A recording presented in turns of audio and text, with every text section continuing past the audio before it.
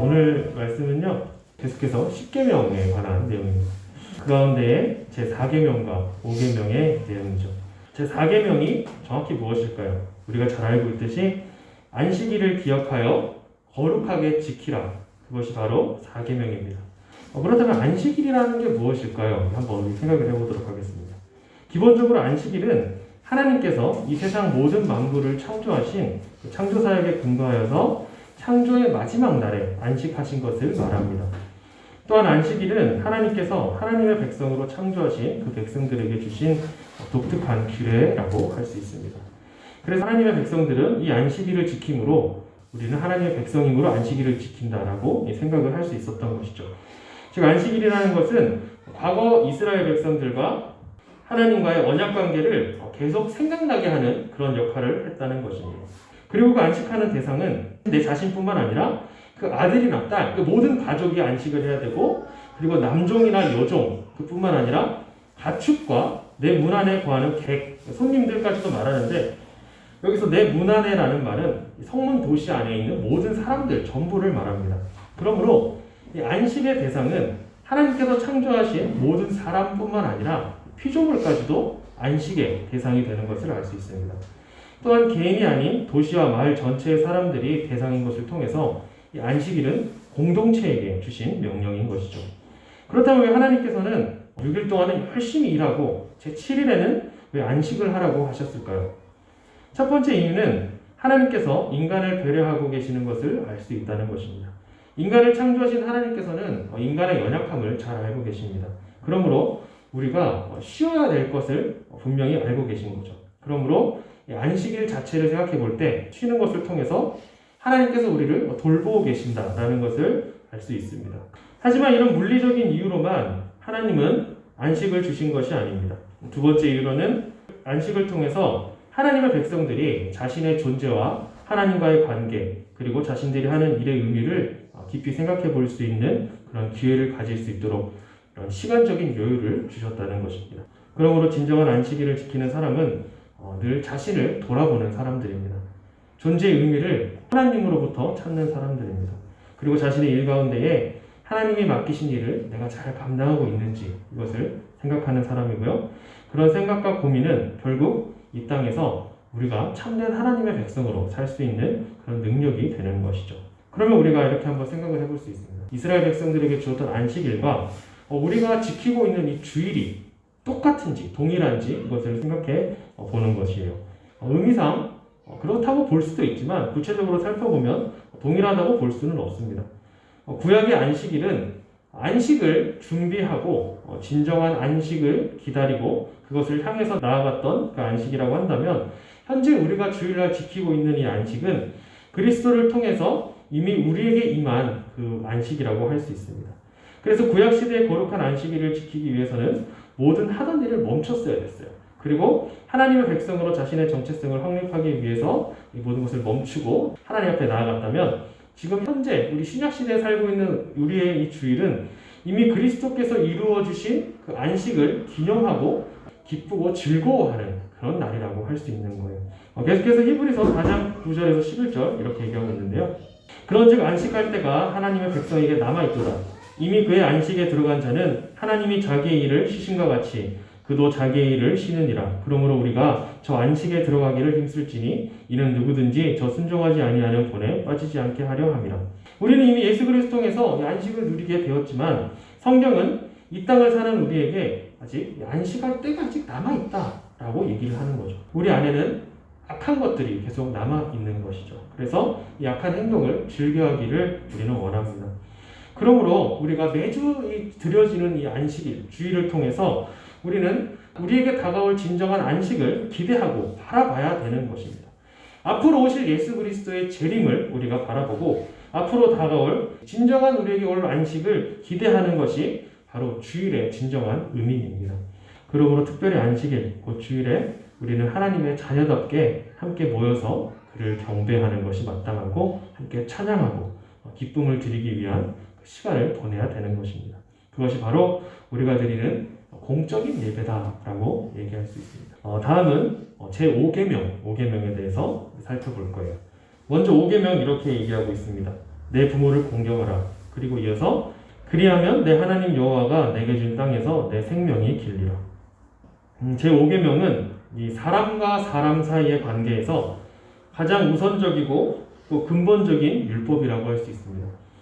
부모의 권위를 인정하고 공경하지 않는 사람은요, 다른 사람과의 관계에서도 그 권위의 질서를 인정하는 것이 매우 어렵다라고 할 수 있습니다. 그러므로 인간관계의 시작은 어디에서 시작하는가? 바로 가정에서 시작한다고 볼 수 있습니다. 그리고 부모의 권위에 순종하는 것이 이 권위라고 하는 이 모든 것에 순종하는 기본이다라고 우리가 볼 수 있어요. 그런데 이것이 1차적으로 이스라엘 백성들에게 주어진 계명입니다. 그래서 이 계명은 그들이 약속의 땅이 가나안에서 하나님의 말씀대로 살아야 하는 하나님의 백성으로서의 사명과 함께 주어진 약속이다라고 할 수 있습니다. 에스겔 22장 7절과 15절 이렇게 얘기합니다. 그들이 내 가운데에서 부모를 업신여겼으며 내 가운데에서 나그네를 학대하였으며 내 가운데에서 고아와 과부를 해하였도다. 내가 너를 문 나라 가운데 흩으며 각 나라에 해치고 너의 더러운 것을 내 가운데서 멸하리라. 이 말은요, 이스라엘이 이 바벨론에 의해서 무너져버린 그 사건 가운데에 부모를 제대로 공경하지 못했던 그 이유도 포함이 된다라는 것을 말하고 있는 거예요. 그리고 그 결과 가운데 그들의 땅에서 그들이 오래 살 수 없게 되었던 것이죠. 그러므로 이 제5계명의 약속을 부모님을 우리가 잘 공경하면 이 땅에서 장수하고 복을 누리며 산다. 이렇게 1차원적으로 생각하기보다는 이스라엘 백성과 하나님과의 관계 가운데 이 언약 관계로 이해를 해야 됩니다. 부모를 공경하지 않는 자들은 단순히 불효를 하는 것이 아니라 하나님과의 언약을 깨어뜨리는 사람이다 라고 생각을 해야 되는 것입니다. 반대로 우리가 부모에게 순종을 잘하면 어떻게 해요? 하나님의 약속을 잘 지키는 사람이다 라고 우리가 생각을 해야 되는 것입니다. 그렇다면 우리는 이 현대사회에서 이 5계명을 어떻게 받아들여야 할까요?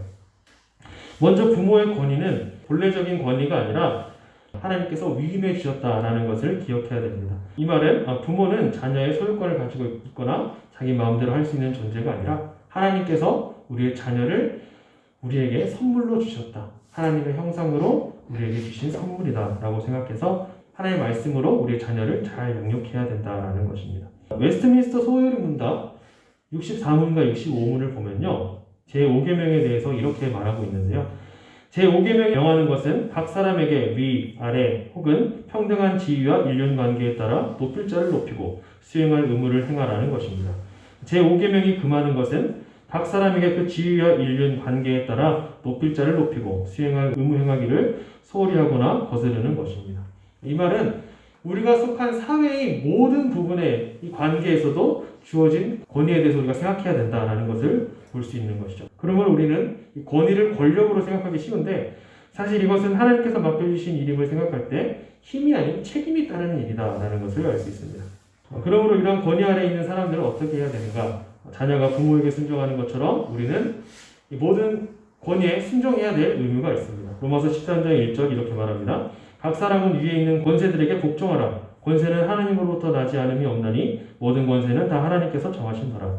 모든 권위는 하나님으로부터 나왔으므로 그 권위를 무시하는 것은 하나님을 무시하는 것이다 라고 생각할 수 있습니다. 그런데 우리는 이렇게 질문할 수 있어요. 만약 하나님께서 주신 권위를 가지고 악하게 사용하면 어떻게 합니까? 여기서 우리가 가장 먼저 생각해야 할 것은 하나님께서는 공의로우신 분이시다. 그래서 권위를 위임받은 자들이 하나님께서 세우신 그 목적에서 벗어난다면 하나님께서 그들을 심판하실 것이라는 것입니다. 그러므로 우리는 주어진 상황에 대해서 바른 판단을 하는 것이 굉장히 중요합니다. 우리의 판단과 기준, 그리고 세상과 판단의 기준으로 우리는 너무 쉽게 다른 사람들의 선과 악을 결정하고 정죄한다는 것이죠. 그런데 로마서 12장 17절에 이렇게 얘기를 합니다. 아무에게도 악을 악으로 갚지 말고 모든 사람 앞에서 선한 일을 도모하라. 21절에는 악에게 치지 말고 선으로 악을 이기라. 모든 판단과 심판은 하나님께 맡기고 우리는 우리의 자리에서 하나님의 형상으로 말씀에 따라 살아가는 것, 그것이 선을 행하는 것, 그리고 또 악을 이기는 방법이다라는 것입니다. 진정한 안식은 하나님께서 우리에게 주신 은혜를 생각하며 그 가운데 우리에게 주신 약속을 바라보고 또 다시 오실 예수님을 기다리며 하나님 말씀대로 살아가기를 다짐하는 것, 그것이 참된 예배이며 또 참된 안식의 의미입니다. 또한 우리에게 자녀를 허락하시고 또 부모에게 공경하게 하신 그 모든 관계는 하나님께서 우리에게 주신 것입니다. 그러므로 우리가 부모님과 자녀의 관계에서 제5계명을 늘 생각하시길 바랍니다. 그러므로 우리에게 주어진 권위가 있다면 이것을 통해서 하나님의 뜻이 바르게 드러날 수 있도록 우리는 늘 말씀에 순종하며 살아가고 또 권위를 가진 자들 역시도 하나님께서 허락하신 권위임을 기억하며 그 권위에 우리가 순종하며 살아야 합니다. 때로는 권세를 잡은 자들이 하나님의 말씀에 어긋나게 행동하거나 또 약자를 억압하고 사회적인 문제나 개인의 욕심에 따라 권위를 남용하는 일들 굉장히 많이 볼 수 있습니다. 하지만 그때마다 우리의 생각과 세상의 방법으로 이 문제를 해결하는 것이 아니라 모든 판단과 심판은 하나님께 있다. 이것을 기억하시고 말씀으로 모든 문제를 해결하는 지혜가 늘 함께하는 우리 모두가 되기를 소망하면서 그 일들을 통해서 하나님께서 주시는 은혜가 우리 삶 가운데 늘 충만한 우리 모두가 되길 주님의 이름으로 소망합니다.